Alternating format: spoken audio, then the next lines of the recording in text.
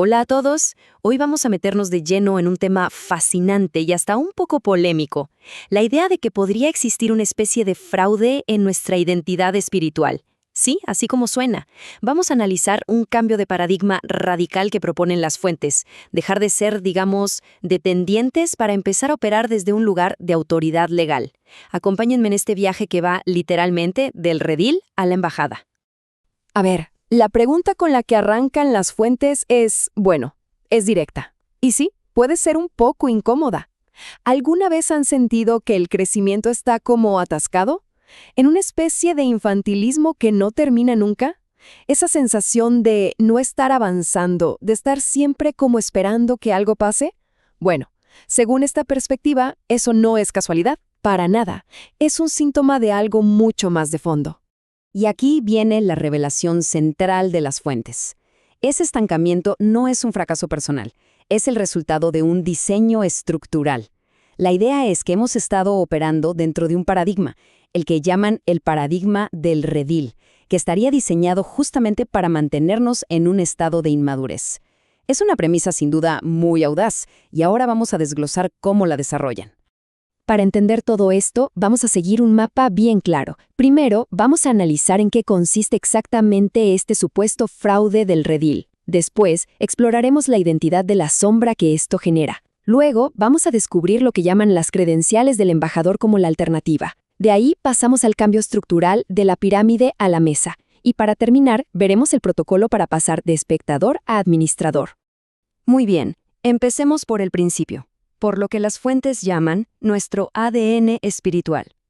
La idea aquí es que antes de cualquier sistema religioso, ya existe un código genético original que define quiénes somos en realidad. Vamos a ver cuáles son sus componentes. Ok, aquí la cosa se pone técnica, pero es la base de todo. Son 3 conceptos griegos. El primero, arché. Y ojo, esto no es solo el principio o el origen, no. Se presenta como la raíz jurídica de nuestra identidad. Piénsenlo como el acta de nacimiento de un príncipe, algo que de entrada anula la idea de ser una criatura necesitada. Luego tenemos Zoé.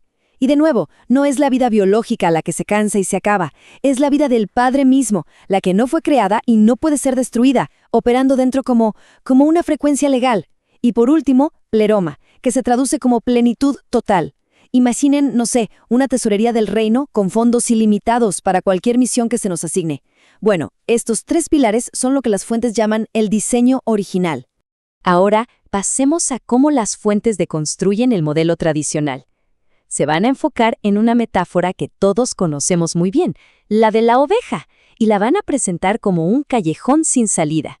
De hecho, la llaman un absurdo legal y funcional. Veamos por qué. Y esta cita, que está sacada directamente de las fuentes, es, increíblemente contundente. Es el núcleo de todo el argumento legal. Un animal, por su propia definición, no puede heredar, no puede administrar, no puede legislar y, desde luego, no puede representar a un rey. Así que, si la identidad es la de una oveja, entonces, jurídicamente hablando, no hay capacidad para ejercer las funciones de un heredero del reino. Y esta tabla, lo deja clarísimo. De un lado tenemos el paradigma del rebaño, que es una identidad de animal, dependiente, dócil, sin autoridad, que necesita un intermediario. Del otro lado, el diseño del hijo. ¿Y qué es esto? Un heredero, un embajador con estatus legal, con autoridad para gobernar, y lo más importante, con una relación directa. El punto clave aquí es que el cambio que se propone no es solo de actitud, es un cambio total de jurisdicción. Y según estos documentos, esta desviación no fue algo accidental, sino que fue un proceso histórico con hitos muy claros. Primero señalan la creación de una casta clerical, allá por los siglos II y III, que separó a los profesionales de los laicos. Luego, en el siglo IV con Constantino, se adopta el modelo de gobierno romano para la asamblea de fe. Y lo más interesante, argumentan que incluso la Reforma, con todos sus tremendos cambios doctrinales, mantuvo intacta esta estructura de poder piramidal. Perfecto, ya vimos el problema que se plantea. Ahora, las fuentes proponen la solución, la nueva identidad. Y es muy interesante cómo lo presentan, ¿eh? No como un sentimiento o una emoción, sino como un conjunto de credenciales legales que están ahí, listas para ser activadas. El término clave aquí es presbeulio, que es la palabra griega para embajador. Y el punto fundamental es que esto no se presenta como una metáfora bonita, no. Es una posición legal, un cargo oficial, con todas las de la ley, con las responsabilidades y privilegios que eso implica. Es como pasar de ser un ciudadano común a ser un diplomático con plenos poderes en territorio extranjero. Entonces, según este marco, ser un embajador activa 3 realidades diplomáticas que son impresionantes. La primera, la extraterritorialidad. Esto quiere decir tener inmunidad legal frente a las crisis de este mundo. La segunda, la provisión soberana. La misión no depende del esfuerzo propio, está financiada por el reino. Y la tercera, la voz de Estado. Lo que se dice ya no es una opinión personal, sino que lleva el peso jurídico del gobierno al que se representa. Son edictos.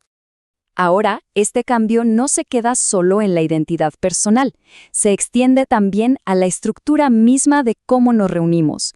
Y aquí se contrasta el modelo piramidal que dicen que heredamos con lo que se propone como el diseño original, la mesa. El contraste es muy, muy potente. Por un lado, la pirámide, que se describe como una estructura de control centralizada, heredada del Imperio Romano, que mantiene a la gente en un estado de dependencia. Y por otro, la mesa, que se presenta como un concilio de iguales, un tribunal de gobierno donde hijos maduros toman decisiones juntos. Aquí, se afirma, opera un sacerdocio totalmente diferente, el de Melquisedec, donde todos son reyes y sacerdotes, no solo una persona en la cima. Para ilustrar el resultado de este modelo piramidal, las fuentes nos dan un número, y es un número impactante, 40.000. Y ese número, 40.000, se refiere a las más de 40.000 denominaciones cristianas que existen hoy en día. Según lo que plantean las fuentes, esta cifra no es un símbolo de una rica diversidad, sino más bien la prueba técnica, el resultado inevitable, del fracaso del modelo piramidal. La lógica que presentan es bastante directa, ¿no? Una estructura que pone todo el peso y el poder en una sola persona, en lugar de un consejo, pues está destinada a fracturarse, a crear divisiones y, al final, pequeños imperios personales.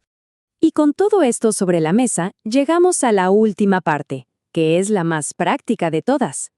Si lo anterior fue el diagnóstico y la solución en teoría, esta sección es el protocolo de transición. El cómo se pasa de un rol pasivo, de espectador, a un rol activo, de administrador. Se describe lo que llaman un protocolo de desintoxicación de 3 fases. El primer paso es la desprogramación. Se trata de anular ese miedo a las maldiciones institucionales por salirse del sistema. El segundo es la muerte del súbdito, que básicamente significa cortar la dependencia de intermediarios y empezar a escuchar al padre directamente. Y el tercero es la reconfiguración de códigos, dejar atrás el lenguaje de la escasez y la religiosidad para empezar a hablar el idioma del reino, el de la abundancia y la autoridad. Y todo esto nos lleva a una redefinición total de lo que es la madurez. Se argumenta que deja de medirse por algo externo, como cuántas veces se va a un evento.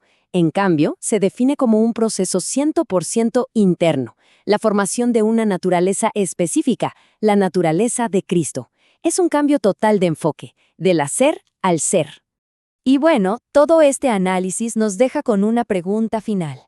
Una pregunta que no busca una simple reflexión, sino que parece buscar una decisión.